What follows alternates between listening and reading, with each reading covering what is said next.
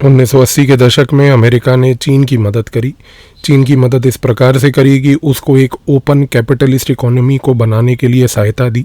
चीन का जो लीडर था डेंग जियाओपिंग, उसने भी अमेरिका के साथ रिश्तों का फ़ायदा उठाया और अमेरिका के CIA के एक बहुत बड़े एसेट जिसका नाम जॉर्ज सोरोस था, उसके साथ एंगेज करने की कोशिश करी।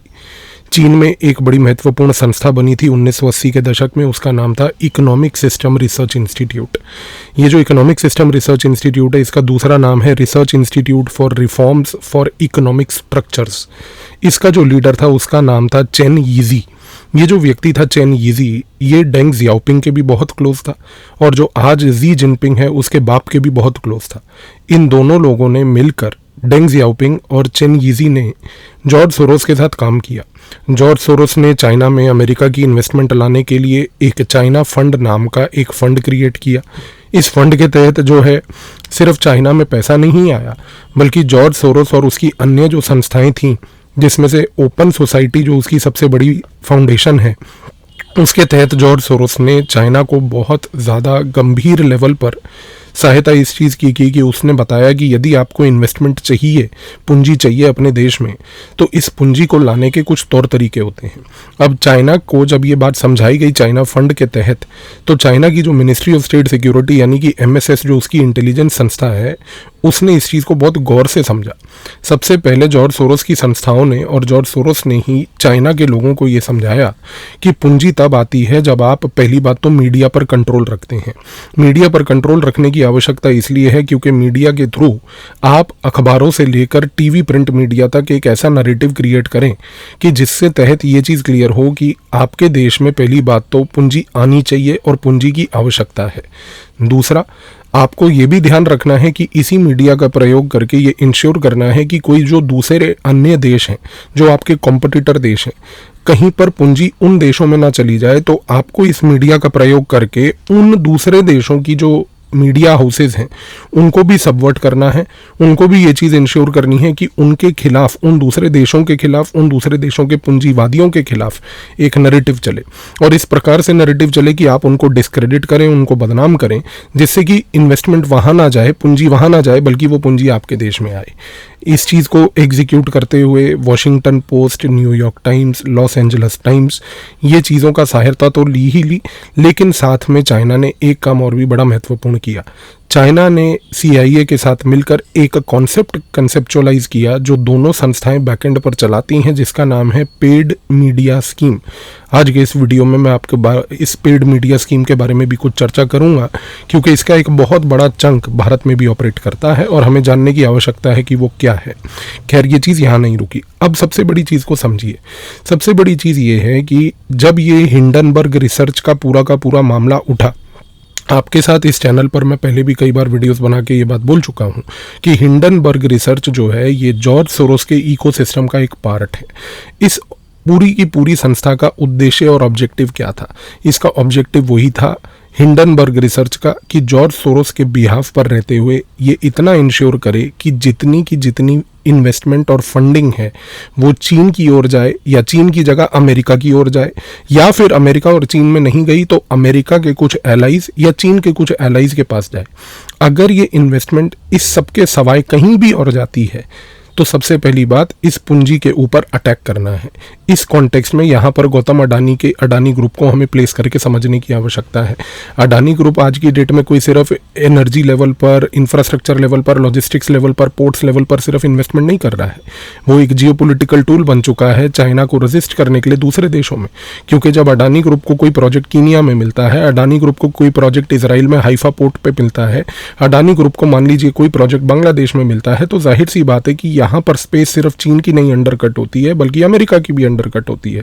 तो अगर इन दोनों को यहाँ पर मौका नहीं मिलेगा और एक भारत जैसा देश, जिस देश ने ऐतिहासिक तौर पर हमारे कुछ चंद नेताओं के उनकी आइडियोलॉजी और रोमांटिक थिंकिंग के कारण, क्योंकि हम लोगों ने कभी भी अपने व्यापार वर्ग को उस लेवल पर प्रमोट नहीं किया कि वो एक इस प्रकार का जाकर ग्लोबल लेवल पर एक इम्पैक्टफुल डिसीजन मेकिंग कर पाएँ, तो इस कारण से क्या हुआ, इस कारण से ये हुआ कि चाइना को भी और अमेरिका को भी एक चीज़ में जलन हुई कि भाई ये भारत जो कल को कहीं पर भी नहीं था, जो बल्कि हम लोगों से भीख मांग के पूंजी लेता था, आज ये दूसरे देशों में पूंजी लगा रहा है, आज ये जाकर दूसरे देशों में इन्वेस्टमेंट करके वहाँ पर प्रोजेक्ट्स कर रहा है।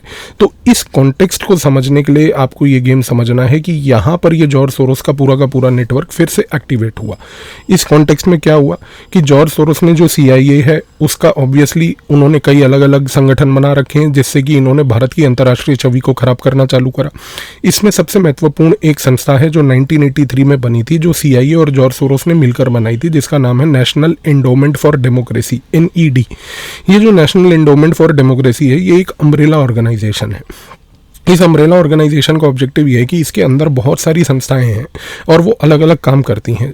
उदाहरण के तहत जैसे council of American Islamic relations एक संस्था है, ये CIA बैक्ड फ्रंट ऑर्गेनाइजेशन है। ये जो council of American Islamic relations है ये इस्लामिक सर्कल ऑफ अमेरिका के साथ काम करती है। अब ये जो इस्लामिक सर्कल है और ये जो council of American Islamic relations है ये बेसिकली क्या करते हैं कि ये भारत के अंदर माइनॉरिटीज़ की फॉल्ट लाइन को पकड़ते हैं। ये बार बार ये कहते हैं कि माइनॉरिटीज़ पे अत्याचार हो रहा है।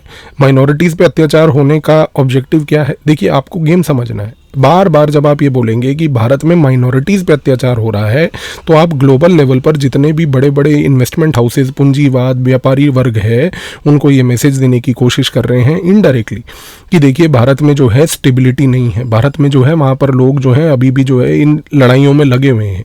अच्छा, अब ये जब नरेटिव स्टार्ट होता है कि भाई भारत में माइनॉरिटी सेफ नहीं है, इस नरेटिव को बढ़ावा देने के लिए जो विपक्षी दल होते हैं, मीडिया हाउसेज होते हैं, ये इस पूरे कॉन्टेक्स्ट में कूद पड़ते हैं। आप आज की डेट में एक चीज़ को देखिए कि जितने भी हमारे भारत के अंदर विपक्षी दल हैं उनके मुंह पे, जबान पे सिर्फ एक ही शब्द है कि भाई हमारे यहाँ पर माइनॉरिटीज़ के ऊपर अत्याचार हो रहा है। मेजॉरिटी के ऊपर कोई अत्याचार हो, खैर उनको कोई लेना देना नहीं, क्योंकि वो तो उनको वोट भी नहीं करते और ना कभी करेंगे भी। लेकिन माइनॉरिटीज़ के ऊपर अत्याचार हो रहा है, ये उनका एक फेवरेट शब्द बन चुका है। आप डिक्शनरी और चीज़ों को समझने की कोशिश कीजिए। इसके बाद क्या होता है, इस नेशनल एंडोमेंट फॉर डेमोक्रेसी के अंदर एक UCREF नाम की संस्था है। आपने UCREF नाम की संस्था के बारे में सुना होगा, जो अक्सर रिपोर्ट निकालती है रिलीजियस फ्रीडम को लेके। भारत में हर बार पिछले 10 सालों से एक ही चीज़ दिखाई जा रही है कि भारत में रिलीजियस फ्रीडम घटती जा रही है, भारत में रिलीजियस फ्रीडम है ही नहीं। आप चीज़ों को कनेक्ट कीजिए। ये जो पॉइंट्स बोले जाते हैं, ये पॉइंट्स इसलिए नहीं बोले जाते कि देश में किसी प्रकार का एक केओस क्रिएट किया जाए। ये पॉइंट्स क्रिएट इसलिए किए जाते हैं, मैन्युफैक्चर रिपोर्ट्स इस प्रकार से की जाती हैं ताकि पहली बात, कोई भी बाहर से बड़ा पूंजीवाद, कोई भी बाहर से बड़ा व्यापारी भारत में इन्वेस्टमेंट ना लाए, और दूसरा, यदि कोई भारत से कोई ऐसा व्यापारी या पूंजीवाद अगर भारत से पैसा लेके बाहर दूसरे देश में जा रहा है तो दूसरे देश के मन में आशंका पैदा हो कि भाई आपके देश में तो खुद हालात इतने अच्छे नहीं थे, तो आप हमारे यहाँ क्या करने आए हैं। इस कॉन्टेक्स्ट को समझिए। अच्छा, ये चीज़ सिर्फ यही नहीं रुकती, इसके साथ साथ मैं आपको 2 और उदाहरण देता हूँ। एक सबसे इंपॉर्टेंट उदाहरण है कि एक संस्था जो नेशनल एंडोमेंट फॉर डेमोक्रेसी के अंडर काम करती है, उसको चलाने वाला एक व्यक्ति है क्रिस्टोफर जेफरलेट। ये व्यक्ति ने कुछ किताबें भी लिखी हैं, कभी अमेजोन पे जाकर या गूगल पे जाकर इसकी किताबों को देखिएगा। इसकी किताबें एक स्पेसिफिक थॉट प्रोसेस पे ही लिखी गई हैं, पहली बात तो।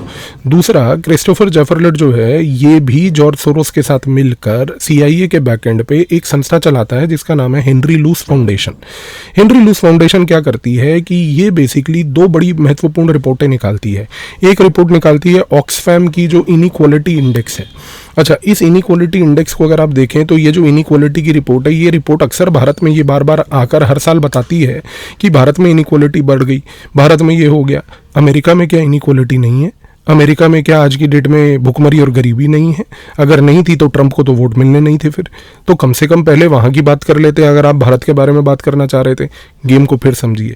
भारत में इनइक्वालिटी है, भारत में इनइक्वालिटी बढ़ रही है, भारत में इनकम इनइक्वालिटी के कारण समस्याएं हो रही हैं। भारत जो है बहुत ज़्यादा एक प्रकार से ऐसा देश बनता जा रहा है जहाँ चंद पूंजीपतियों के हाथ में सारा वेल्थ आ रहा है और बाकी लोग मर रहे हैं। ये टाइप के नैरेटिव से क्या होगा? फिर से वही होगा कि जितने बड़े व्यापारी वर्ग जो बाहर से हैं वो भारत में पूंजी नहीं लाएंगे, और भारत का कोई पूंजीवाद या कोई व्यापारी वर्ग अगर बाहर दूसरे देश में जाता है तो वहाँ पर क्वेश्चन मार्क रेज होगा। मैं आपको फिर बार बार बोल रहा हूँ, आप इस गेम के कोर टेनेट्स को, इनके पॉइंट्स को समझिए कि ये गेम खेली कैसे जाती है। इसी के साथ साथ हेनरी लुस फाउंडेशन एक और रिपोर्ट हर साल निकालती है जिसको भारत की सरकार अक्सर हर साल नकारती है, और वो है global hunger index. Global hunger index में बार बार ये बात बोली जाती है कि भारत की रैंक दिन प्रतिदिन घटती जा रही है। इससे क्या होगा? इससे एक नैरेटिव ये क्रिएट होगा कि भारत में तो भूखे लोग हैं सारे, यहाँ पर तो किसी को खाना ही नहीं मिलता है, क्योंकि ये सारे भूखे हैं, ये काम कैसे करेंगे? आप अगर पूंजी लेके जाओगे तो पूंजी लगाओगे, व्यापारिक करोगे, वहाँ पर बिजनेस करोगे, तो फिर आपको जो है मैन पावर और लेबर ही नहीं मिलेगी। आप कभी भारत आके देखिए अगर यहाँ पर क्या हालात है। लेकिन यही चीज़ है कि ये नैरेटिव बिल्ड होता है। और आप दूसरी चीज़ को देखिएगा कि जितने भी देश के विपक्षी दल होते हैं, इनका उद्देश्य क्या होता है? क्योंकि ये सारे एक इकोसिस्टम का भाग होते हैं, इनके मुंह पर, इनके लफ्ज़ों में यही चंद शब्द फिट किए जाते हैं: माइनॉरिटी पे अत्याचार, इसके बाद इनइक्वालिटी बढ़ रही है, तीसरा हंगर इंडेक्स में ये हो रहा है। अच्छा, एक सबसे दिलचस्प बात बताता हूँ। यहाँ पर इस नैरेटिव को बढ़ाने के लिए एक और गेम खेला गया। आपने एक चीज़ सुनी होगी, अखबारों में ये पिछले लगभग 4 साल से चल रही है। कुछ विपक्षी दलों के प्रवक्ता भी आकर टीवी पर अक्सर ऐसी बातें करते हैं, और ये पॉइंट सुना होगा आपने। पॉइंट है कि भाई चीन ने भारत के अंदर आकर भारत की जो है लैंड को ऑक्यूपाई कर लिया। लोगों के मन में भी ये बात बिठा दी। खैर, आपको पता है कि एक चीज़ मैं बताता हूँ कि ये पूरा नैरेटिव स्टार्ट कहाँ से हुआ। ये नैरेटिव स्टार्ट हुआ तब जब ये बोला गया कि अमेरिका ने कुछ सैटेलाइट इमेजेस दिए हैं भारत की सरकार को, और उन सैटेलाइट इमेजेस के तहत ये बताया गया है कि भारत में चीन ने इलाके को पकड़ के आक्रमण कर लिया है। 2 चीज़ें गौर कीजिएगा। ये इमेजेस जो है ना, इनको प्रोड्यूस किया था एक कंपनी ने जिसका नाम है ब्लैक्सबी वाले जो हैं वो सैटेलाइट्स बनाते हैं। उन सैटेलाइट से वो इमेजेस को प्रोक्योर किया गया, और जो ये ब्लैक्सबी सैटेलाइट है जिसके तहत ये जो इमेजेस हमारे को दी गई सो कॉल्ड कि चाइना ने इलाके को ऑक्यूपाई किया है, ध्यान कीजिएगा और गौर कीजिएगा कि ये ब्लैक्सबी जो है ये एक आज की डेट में सब्सिडरी है एक कंपनी की जिसका नाम है स्पेस फ्लाइट इंडस्ट्रीज़। और स्पेस फ्लाइट इंडस्ट्रीज़ जो है ये एक ऐसा ऑर्गेनाइजेशन है जिसमें 2 बड़े देशों का पैसा लगा है, जो है चाइना और दूसरा है अमेरिका। यानी कि चाइना और अमेरिका मिलकर एक कंपनी में पैसा लगाते हैं जो सैटेलाइट उड़ाती है। अमेरिका उस सैटेलाइट से चाइना को लेके बेसिकली इमेज कैप्चर करके भारत को देता है कि देखो आपकी टेरिटरी चाइना जो है उसने ऑक्यूपाई कर ली, और वो कंपनी जिसमें चाइना का पैसा लगा हुआ है वो कंपनी आज की डेट में भारत को ये बात बोल रही है कि हाँ देखो हमने ही तुम्हारी टेरिटरी ऑक्यूपाई कर ली। लेकिन एक चीज़ ध्यान दीजिएगा, आपके यहाँ पर जितना भी मीडिया है, पेड मीडिया स्कीम वाला आने वाले हैं उस पॉइंट पे, और जितने भी यहाँ पर बाकी इस पेड मीडिया स्कीम के और इस इकोसिस्टम के लोग हैं, इनके मुंह से अक्सर आप डेली यही शब्द सुनते हैं कि देखिए चीन ने तो इलाका ऑक्यूपाई कर लिया। ये पॉइंट क्यों बोला जा रहा है? ये पॉइंट इसलिए बोला जा रहा है ताकि भारत के अंदर बार बार इस प्रकार की नैरेटिव को गढ़ा जाए कि देखिए भारत जो है चीन से डरता है, भारत चीन से कुछ बोल नहीं पाता है। इस कारण से क्या होगा कि भारत चीन के बीच में एक टेंशन पैदा होगी। इस टेंशन के इस कॉन्टेक्स्ट में क्या होगा कि जितने भी बड़े बड़े पूंजीवाद हैं वो भारत में पैसा लगाने से डरेंगे, क्योंकि उनको लगेगा कि यार भारत और चीन के बीच में टेंशन है, कल को कहीं ऐसा तो नहीं कि इन दोनों देशों के बीच में कोई झड़प हो जाए, कोई लड़ाई हो जाए, तो हमारी तो इन्वेस्टमेंट डूब जाएगी।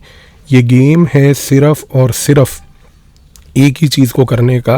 मैं फिर दोहरा रहा हूँ उस पॉइंट को कि इंश्योर करो कि जितनी पूंजी है, जितना इन्वेस्टमेंट है, जितना बिजनेस है वर्ल्ड का, वो या तो अमेरिका में रहे या चाइना में रहे, या अमेरिका के एलाइज़ के पास रहे या चाइना के एलाइज़ के पास रहे, और किसी के पास ना रहे। और अगर कोई तीसरा प्लेयर यानी कि भारत अगर आज की डेट में कि मर्ज भी कर रहा है कॉम्पिटिटर दोनों को, अमेरिका को और चाइना को, अंडरकट करो इसको। और आखिर में ये जो पूरा का पूरा इशू चला कि भाई अडानी ग्रुप ने ये कर दिया, वो कर दिया, फलाना ढिकाना, इन लोगों का नैरेटिव चलाने के लिए भारत में एक पेड मीडिया स्कीम भी चलाई जाती है। अब आते हैं इस पेड मीडिया स्कीम के बारे में। ये paid news scheme China America मिलकर दोनों चलाते हैं। ये क्या करते हैं कि ये बेसिकली इन्होंने कुछ संस्थाएं बनाई हुई हैं, दोनों ने अपनी मिली भगत से। अब इन संस्थाओं की क्रोनोलॉजी आप समझ लीजिए। अमेरिका चाइना मिलकर पैसा देती हैं एक संस्था को जिसका नाम है टाइड्स फाउंडेशन। टाइड्स फाउंडेशन से पैसा जाता है बॉब ब्राउन फाउंडेशन।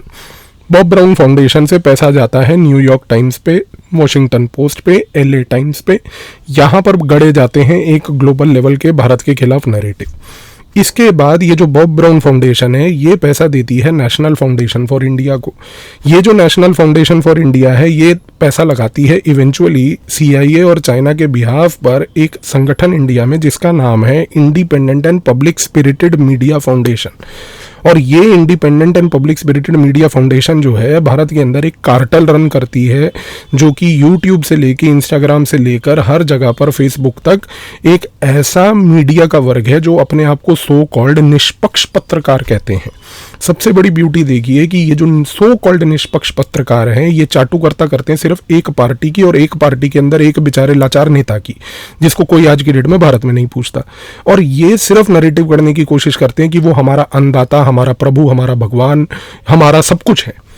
और इसके थ्रू, इन पर्टिकुलर कार्टल्स के थ्रू ये पूरा नैरेटिव करा जाता है कि देखिए वो जो बात करते हैं वो बात ऐसी करते हैं कि जिसके तहत पूरे देश के इश्यूज को अगर कोई उजागर कर रहा है तो सिर्फ वो उजागर कर रहा है। इससे क्या होता है, लोगों के मन में आशंका पैदा होती है, लोगों के मन में स्ट्रेस पैदा होता है कि क्या देश में कुछ इस प्रकार का चल रहा है कि भाई हर चीज़ खराब है, हर चीज़ गलत है। तो आप चीज़ को समझने की कोशिश कीजिए कि ये जितना भी पूरा का पूरा गेम था ये इस प्रकार से चलाया गया। लेकिन अब सवाल एक उठता है कि जब ये सब चल रहा था, जब ये सब हो रहा था, हिंडनबर्ग ने सो कॉल्ड इतने बड़े बड़े खुलासे कर दिए कि अमेरिका के कोर्ट में केस तक हो गया था। बोला जा रहा था कि अडानी को तो बेसिकली एक्स्ट्राडाइट करके जो है अमेरिका ले जाएगी। जो बाइडन जैसा पप्पू है ना, उसकी हैसियत नहीं है ऐसा कुछ करने की। पहली बात तो वो खुद क्या कर रहा है अपनी बहन, पप्पू बहन कमला के साथ, पहले तो वो पूछ लो, क्योंकि दोनों के दोनों अब बेरोजगार हो गए। दूसरी सबसे बड़ी बात को, चीज़ को समझिए आप, जैसे ही हिंडनबर्ग जो था, जो सो कॉल्ड बड़े बड़े खुलासे कर रहा था, उसको मालूम चल गया कि डोनाल्ड ट्रंप की सरकार जीत चुकी है नवंबर 2024 में, उसको एक चीज़ समझ आ गई थी कि ये जो पूरा का पूरा डीप स्टेट इकोसिस्टम है ना, ये जो डीप स्टेट इकोसिस्टम चाइना की मिली भगत से चल रहा है पूरा का पूरा, ये अब होने वाला है डिसमेंटल। इस कारण से पिछले 2 महीने में आप देखिए कि डोनाल्ड ट्रंप के आने से पहले अमेरिका में ऐसी खलबली मची हुई है कि ये जितने डीप स्टेट के एलिमेंट्स हैं, ये चाहे हिंडनबर्ग हो, ये चाहे आपके ये पेड न्यूज़ स्कीम वाले लोग हों, tides foundation, Bob brown foundation हो, या फिर न्यूयॉर्क टाइम्स, वॉशिंगटन पोस्ट के अंदर बड़े बड़े सो कॉल्ड जर्नलिस्ट हों, धीरे धीरे कर सब के सब एक एक करके अपनी दुकान बंद करके निकल रहे हैं। क्योंकि अगले 4 साल अमेरिका में ये जो पूरा का पूरा डीप स्टेट इकोसिस्टम है ये इस प्रकार से टूटेगा, ये इस प्रकार से टूटेगा कि आप देखते जा जाएंगे कि अमेरिका के अंदर इतना बड़ा बदलाव आ गया। मैं आपके साथ पहले भी इस विषय पर पहले भी चर्चा कर चुका हूँ, और मैंने आपको पहले भी ये बात बताई थी। एक वीडियो जिसका टाइटल था अडानी एक्सपोज्ड करके, जो मैंने आपके लिए बनाई थी, उसमें भी मैंने आपको ये बोला था कि आने वाले 4 सालों में आप देखिएगा कि ये पूरा का पूरा इकोसिस्टम, जिसके तहत भारत के खिलाफ नैरेटिव गढ़े जाते हैं, जिसके तहत भारत के अंदर चंद लोगों को उकसाया जाता है इस प्रकार की बातें करने के लिए, और ये जो पेड न्यूज़ वाला जो पूरा कार्टल चल रहा है, ये सब के सब की दुकानें अगले 4 साल में बंद होंगी। तो आई होप कि इस वीडियो के बाद आपको ये क्लियर हो गया होगा कि अब ये जितने भी भारत विरोधी एलिमेंट्स हैं ये आज की डेट में एक एक करके अब जाने वाले हैं। इनका अब समय ज़्यादा बचा नहीं है। हिंडनबर्ग ने दुकान बंद कर ली है, आने वाले समय में देखिए और लोगों की दुकान भी बंद होगी, क्योंकि भारत अब एक इमर्जिंग पावर है, भारत अब एक राइजिंग पावर है, और भारत को अब इमर्ज और राइज करते हुए कोई नहीं रोक सकता है। धन्यवाद।